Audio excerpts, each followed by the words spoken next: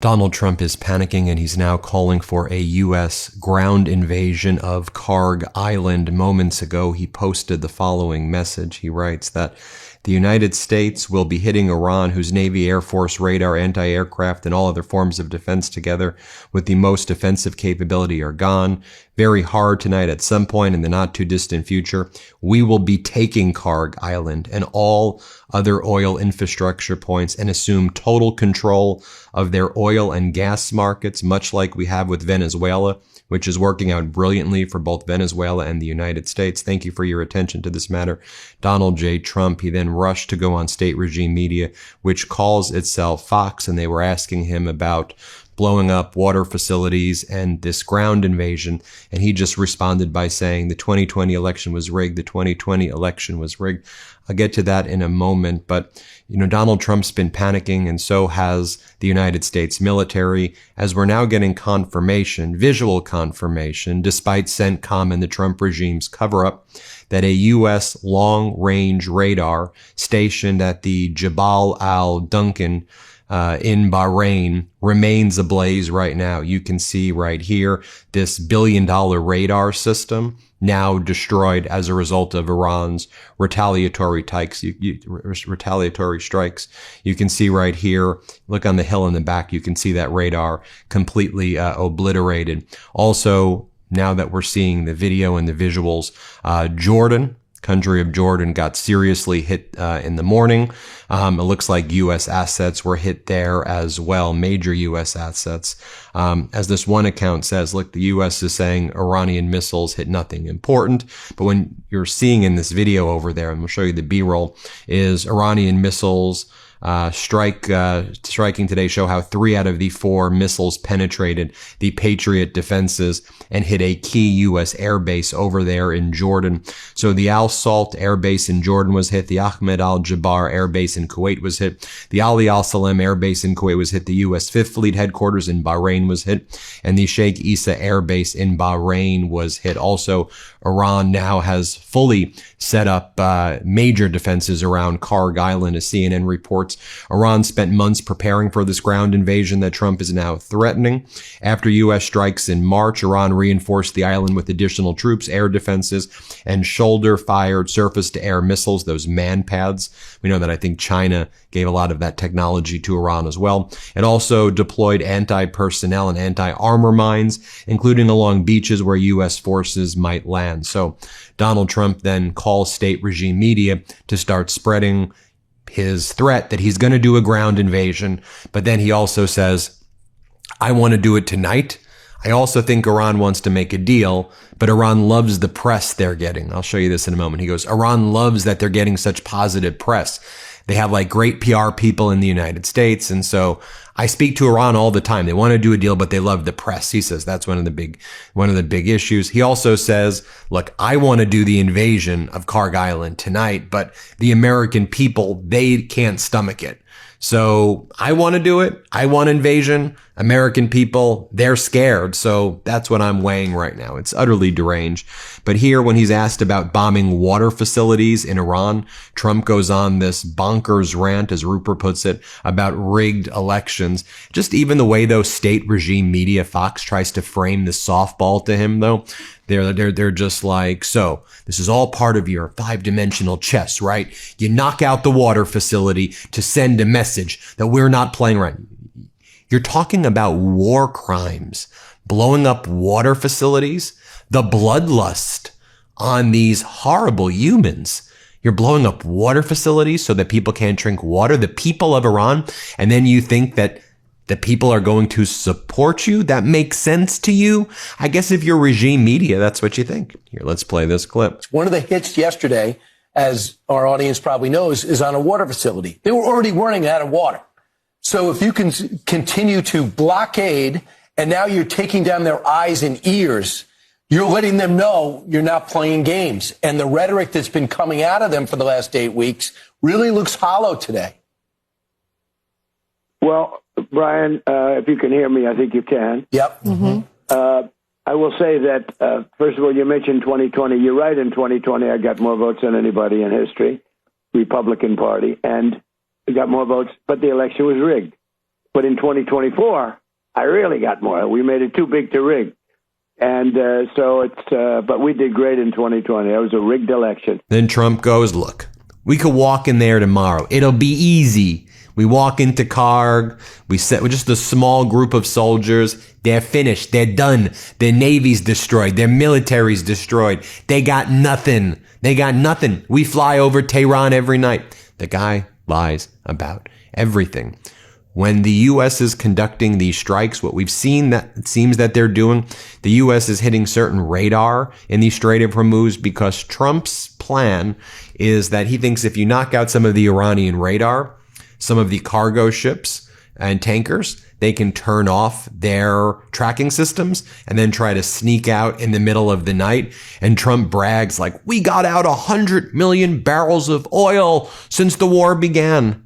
Okay, that's like 3 days and how it normally is. That's not a brag. It's like when Donald Trump boasts about China's buying 12 million metric tons of soy. Look at the deal I did.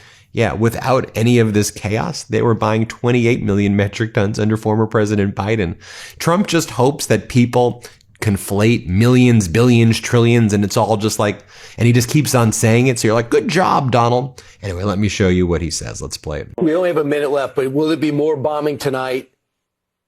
Yeah, there will be more bombing tonight. It'll be bigger, more powerful. Don't forget, we've knocked out all of their anti-aircraft. They don't have any they have nothing. I mean, they may get lucky with a shoulder weapon or something, but for the most part, you know, they have no defense. What did the representative say in your phone call with them? Excuse me. They're finished. But the papers, the media refuses to write it. They're finished. We can walk in there tomorrow. We could take soldiers. I don't want to have boots on the ground, but if I wanted to, we could put a small group of soldiers and take over the whole place. They're finished. And the media is crooked. Then he says, I don't know if America has the appetite to do what we need to do. So now he's scapegoating the American people for why he's frozen and why he just needs to just get the hell out of there, man. Take the U.S. military and leave. Try to enter into a deal that resembles as much as possible the Obama JCPOA deal. It's going to have to be weaker now because you lost the war, but then get out of there. Get out. Let's play this clip. It's like an anaconda. You're slowly you'll talk to them, but you're slowly squeezing them to death. Yeah. I'm talking to them. Yeah. Hey, I'd sort of like, I'd like to get a deal now, less than 3 or 4 weeks ago, because, you know, once you do this, you could just go a step further. But I don't know that America has the appetite to do what I would really much prefer doing. You remember in Iraq, I said, don't go in, but they went in. They made a big mistake. It should have never lasted. You know, that war lasted 10 years, killed tens of thousands of people, millions of people on both sides, millions of people. Nobody ever reported that. Let me tell you, if there's a surefire way to wake up feeling fresh after drinks with friends, it's with pre-alcohol. Look, I'm not 21 anymore. If I have a night out, I still want to be productive the next morning, and that's why I started using this. ZBiotics pre-alcohol probiotic drink is the world's first genetically engineered probiotic. It was invented by PhD scientists to tackle rough mornings after drinking, and here's how it works. When you drink, alcohol gets converted into a toxic byproduct in the gut. It's a buildup of this byproduct, not dehydration, that's to blame for rough days after drinking. Pre-alcohol produces an enzyme to break this byproduct down. Just remember to make pre-alcohol your first drink of the night. Drink responsibly and you'll feel your best tomorrow. I was honestly skeptical at first, but I tried it before going out to dinner with friends, and the next morning I was getting up early, but I was feeling good, getting work done, no problem. Now it's just part of the routine anytime I know that drinks are involved. From the crack of the bat at the stadium to the start of wedding season and the roar of the engines in Indy, May is packed with back-to-back reasons to be out. Don't let a rough morning after keep you on the sidelines. Drink pre-alcohol to stay ahead of it and make the most of every Saturday this month. Go to zbiotics.com/Meidas to learn more and get 15% off your first order when you use code Meidas at checkout. ZBiotics is backed with 100% money back guarantee. So if you're unsatisfied for any reason, they will refund your money. No questions asked. Remember to head to zbiotics.com/Meidas and use code Meidas at checkout for 15% off. That's MEIDAS. And then Trump says they're dying to make a deal. The Iranians, they want to make a deal so badly. He goes, we dropped $250 million of bombs on them last night. So that's where our money's going. The money that could be going to healthcare, that could be going to helping people in the United States afford things. You're just dropping $250 million of bombs a night and not changing anything. That makes sense to you? Let's play this clip. The, publicity they have is incredible. It's almost like they're doing well and they're getting decimated, and they're dying to make a deal. They want to make a deal so badly. But, you read the New York Times and you read the Wall Street Journal, which is so fake. I mean, I know you guys own it, but it's a real piece of garbage. And you read the Wall Street Journal, it's like they did an editorial today about we're not hitting them hard enough. I mean, it's just not hitting them hard enough. We dropped $250 million worth of bombs on them last night. The whole thing is crazy. And they're really in submission. They just don't know it yet. Okay, to be honest with you, they just don't know it yet. And then Trump goes, it could be the greatest deal in history. It could be the best deal ever. And he goes, but at the end of the day, they could say, praise be to Allah, but I'll still get criticized for the deal. I'll still get called out for the deal. Here's what he says. Let's play it. Mr. President, so I get the impression that you're frustrated with Iran. I'm not frustrated. I don't get frustrated. Well, I'll say it this way, that it's almost an ultimatum now, that there's no more negotiation at this point. You went back and forth with them. You gave them 2 weeks, and now they have to take the deal that you have offered them, that you tried to negotiate in good faith, or everything goes and the people can be liberated. Is that what's happening right now? Well, that could happen if we want to keep going. And, the deal is a very good deal. The problem with the deal is that it could be the greatest deal in history. They could wave the white flag of surrender. They could say, we surrender, we're finished, we've had it. The United States is the greatest power. Praise be to Allah. And they could do all of this. They could say it loud and clear, and the fake news would say it was a great victory for Iran. I mean, it's the craziest thing I've ever seen. We're killing them. They're killing them. They have no Navy. They have no Air Force. They have no anti-aircraft. We're flying planes over the middle of Tehran. And then he says, I can't believe the press they're getting. They're getting such great press. Let me show you this clip right here. Let's play it. Behind the scenes, I will tell you, they won't even dispute it, although they probably would because it makes sense. They're very good. Iran is very good at publicity, but they're not good at fighting. But I took a look, and I must tell you, they can't believe the press they're getting. They can't even believe it. Yeah. And they told me, they said, it's amazing how well we're doing in the papers. We're not doing so well. They're negotiating with us to make a deal. Well, Mr. President, it's hard for them because they are proud. They're very proud. We know been the bully. They've been the bully of the Middle East for 47 years. Yeah, they have. They've been ripping off our presidents and other countries for years. They played Obama for a fool. The JCPOA is one of the worst deals I've ever seen, other than NAFTA, the NAFTA trade deal, which was maybe the worst deal ever made. Mr. President. But the JCPOA was a road to a nuclear weapon. Mine is a road to no nuclear weapon. Right. They can't have a nuclear. It says you cannot have a nuclear weapon. We will not have. And I didn't like it. It wasn't strong enough because it said develop. You cannot develop. I said, no, I want buy also. So they fought me on that for a day, and then they agreed to it. You cannot develop or purchase a nuclear weapon. So we got everything, but the press just covers it so crazily. They don't worry about it. No matter what I do, the press will say it was a great victory for Iran. These people are crazy. Mr. President. It's Trump derangement syndrome. Yeah, Mr. President, I agree with Brian. Don't worry about it. Our viewers are watching Fox, and so they see this coverage. They're not reading the New York Times. But we know that you've destroyed their air defense systems, their radar. Let me just cue you in on other dynamics at play right now.